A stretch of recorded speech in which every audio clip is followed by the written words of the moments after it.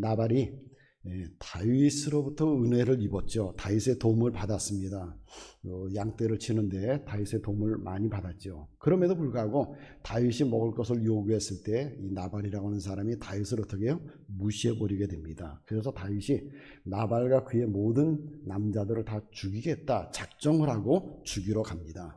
죽이러 온다는 소식을 누가 들었는가 하면은 나발의 아내 아비가일이 듣게 됩니다. 그리고 다윗에게 가게 되죠. 아비가일은 다윗을 만나서 다윗의 마음을 누그러뜨리게 되고요. 다윗을 잘 돌려보내게 됩니다. 이럴 때 나발은 어떻게 하고 있어요? 오늘 성경 말씀해 보니까 36절 말씀해 보니까 이렇게 기록되어 있습니다. 아비가일이 나발에게로 돌아오니 그가 왕의 잔치와 같은 잔치를 그의 집에 배설하고 크게 취하여 마음이 기뻤다. 이렇게 성경에 기록하고 있습니다. 그래요. 나발이라고 하는 사람은 왕의 잔치와 같은 잔치상을 벌려놓고 잔치를 벌이고 있습니다. 그리고 나발은요, 술에 취해 있습니다. 자기 집 안에 지금 어떤 일이 벌어지고 있는지도 모르고 이 일을 막기 위해서 자신의 아내가 어떤 일을 하고 있는지도 모르고 큰 잔치를 벌려놓고 그리고 먹고 마시고 놀고 있습니다. 이 모습을 와서 보고서는 아비가일의 마음이 얼마나 속이 상했겠습니까? 아니, 당신 지금 이러고 있을 때냐? 지금 당신이 이러고 있을 때냐? 다윗이 지금 어떻게 하려고 했는지 아느냐? 당신이 일을 저질러 놓고 이렇게 술만 퍼먹고 있으니, 이렇게 놀고만 있으니 어떻게 할 거냐? 라고 하면서 화를 낼 수도 있습니다. 그런데 지금 술 취한 사람에게 화내봤자 말해봤자 무슨 소용이 있겠어요? 그래서 아비가일은 남편의 술이 깰 때까지 아침까지 기다렸다 그랬습니다. 그러니 아비가일의 마음이 어떠하겠습니까? 얼마나 그 속이 썩었겠어요. 사실 그동안 나발과 살아가면서요, 얼마나 속상한 일이 많이 있겠습니까? 여러분, 나발이라고 하는 사람이 어떤 사람이라고 그랬어요? 25장 3절 뒷부분에 보면은요, 나발은요, 남자는 완고하고 행실이 악하다 그랬습니다. 이 완고하다는 말은 아주 고집이 굉장히 센 사람이라는 것이죠. 행실이 악하다는 것은 아주 악하게 살아가는 그런 사람이라는 거예요. 악한 행동을 하는 사람이라는 거예요. 그러니까 다윗에게 대했던 것처럼 그런 행동을 하는 그런 사람이었습니다. 그래서 나발의 종들도 나발을 어떻게 평가를 했어요? 17절 마지막 부분에 보면 주인은 어떤 사람이라고요? 불량한 사람이다 그랬습니다. 불량하다. 이 불량하다라고 하는 말은 무가치한 사람, 무익한 사람, 뭐 이런 말입니다. 아비가일도, 아내인 아비가일도요, 나발을 어떻게 이야기해요? 25절에 보세요. 25절에 보니까 워낙 없나니 내 주는 이 불량한 사람 나발을 개의치 마옵소서. 그의 이름이 그에게 적당하니 그의 이름이 나발이라. 그는 미련한 자니이다. 이렇게 얘기합니다. 이 나발이라고 하는 이름의 뜻이 뭔가 하면은 미련하다, 어리석다, 그런 말입니다. 그러니까 그 사람은 이름 그대로 아주 미련한 사람입니다. 그 사람은요, 이름 그대로 아주 어리석은 사람입니다. 그러니까 어리석은 행동을 하죠. 다윗한테 그렇게 이야기를 합니다. 그러니까 하는 짓이 이름과 같이 미련하고 어리석은 짓을 하는 나발이라는 것입니다. 그러니 이런 남편과 사는 이 아내의 마음이 어떠하겠습니까? 얼마나 속상한 일이 많이 있고 늘 불안하고 이러지 않겠습니까? 남편은 문제를 일으키고 아내는 그 일에 뒤처리하러 다니고요. 그러니 같이 안 살고 싶을 때도 얼마나 많이 있었겠습니까? 그런데 이 나발은요, 하나님이 어떻게 하세요? 그냥 내버려두지 않으시죠. 하나님이 치셨다 그랬어요. 38절에 보니까요, 한 열흘 후에, 이 사건이 있고 난 열흘 후에 여호와께서 나발을 치심에 그가 죽었다 그랬습니다. 아비가일이 그동안에 이 남편 나발 때문에 얼마나 속이 많이 상했겠습니까? 정말 속상하게 한 남편입니다. 정말 마음을 많이 아프게 한 남편입니다. 그래서 어떤 때는 야, 이거 살아야 되나 살지 말아야 되나, 살지 말까, 뭐 이런 생각도 얼마나 많이 들었겠습니까? 그러나 그런 남편이지만 죽으니까 그 마음이 얼마나 더 슬펐겠어요. 아비가일은 슬픈 마음을 가지고 남편의 장례를 치르게 됩니다. 그리고 이제 얼마 후에인데 다윗에게서 사람이 왔어요. 다윗이 보낸 사람들이 왔습니다. 다윗이 자기를 아내로 삼고 싶다는 거예요. 그러니까 청혼을 한 거죠. 청혼이 들어왔습니다. 아비가일의 마음에 갈등이 생겼을 거예요. 나발이라고 하는 남편으로 인해서 그동안 참 마음 아프게 지냈는데 또다시 시집을 가야 되나, 또다시 시집을 가야 되나. 뭐 지금은 혼자 사시는 분들도 살기가 그래도 괜찮은 환경이잖아요. 그런데 이 당시에는요, 여자 혼자 사는 것은 굉장히 어려운 환경입니다. 분위기상 여자 혼자 산다는 것이 굉장히 어려운 그런 분위기입니다. 그렇다고 하면 다윗에게 시집가는 것이 안정되고 행복할 수 있습니다. 근데 아비가일은 다윗이 어떤 사람인지 알아요. 신앙이 정말 좋은 남자라는 것을 알고 있습니다. 다윗은 하나님 중심으로 살아가는 사람이라는 것을 알고 있습니다. 또 앞으로 이스라엘의 지도자가 될 사람이라는 것도 알고 있습니다. 이런 다윗에게 나 같은 여인이 어울리겠느냐는 거예요. 그렇게 신앙 좋고 그렇게 훌륭한 다윗이라고 하는 분에게 나 같은 여인이 어울리겠느냐.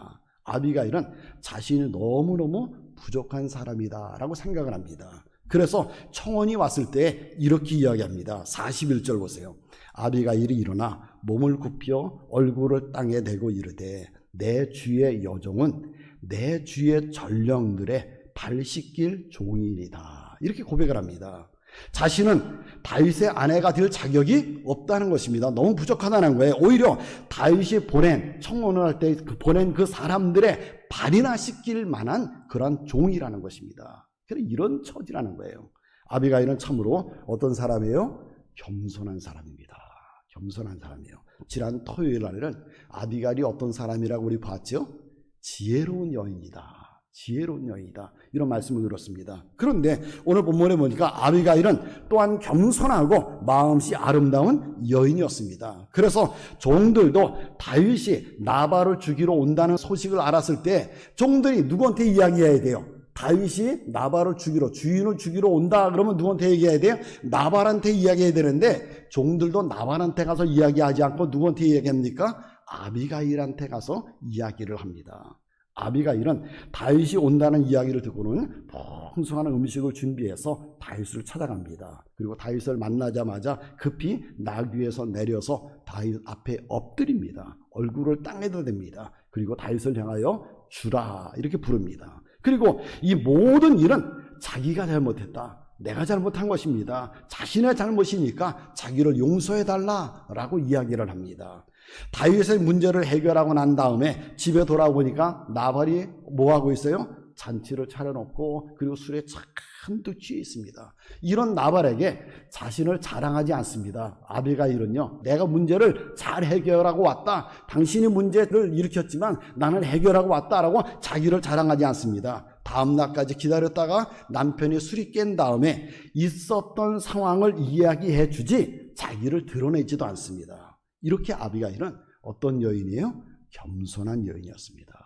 이런 겸손한 여인을 하나님께서 사랑하시고요, 이런 겸손한 여인에게 하나님은요 복을 주고 싶어 하십니다. 그래서 다윗과의 문제도 잘 해결이 되도록 다윗의 마음에 역사해 주셨고요, 다윗이 아비가일의 말을 듣고는 아비가일을 편안히 가라 라고 하면서 보내게 되고요, 그리고 하나님께서 다윗이 아비가일의 남편인 나발이 죽었다라고 하는 소식을 다윗이 듣도록 만들어 주시고요, 다윗의 마음속에 내가 아비가일이라고 하는 여인을 내 아내로 삼았으면 좋겠다, 이런 마음을 갖도록 하나님이 다윗의 마음속에 역사해 주시고요, 그래서 사람을 아비가일에게 보내게 해주십니다. 그리고 이제 아비가일의 마음속에 다윗의 아내가 되기에는 내가 부족하다라고 하면서도 그래도 다윗이 사람을 보내서 청혼을 냈으니까 다윗의 아내가 되겠다라고 하는 마음도 갖게 됩니다. 이 마음도 누가 주신 거예요? 하나님이 주신 것입니다. 그래서 아비가일이 나귀를 타고 다윗에게로 가게 되죠. 그리고 다윗의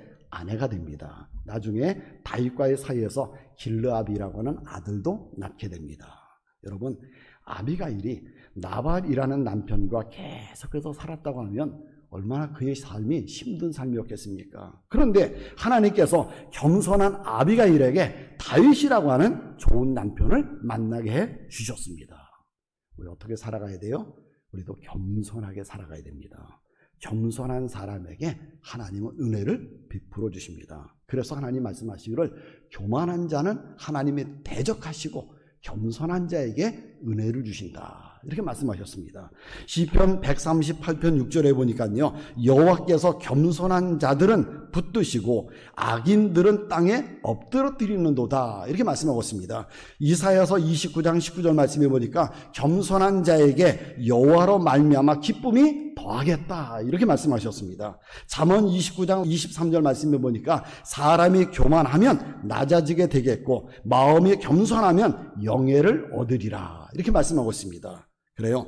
교만하게 살아간 나발은 하나님께서 낮추시고 땅에 엎드려 들이셨습니다. 그런데 겸손하게 살아간 아비가일에게는요, 나발을 죽이고 다윗과 함께 행복한 삶을 살아가도록 길을 열어주셨습니다. 여러분, 예수님은 어떤 분이세요?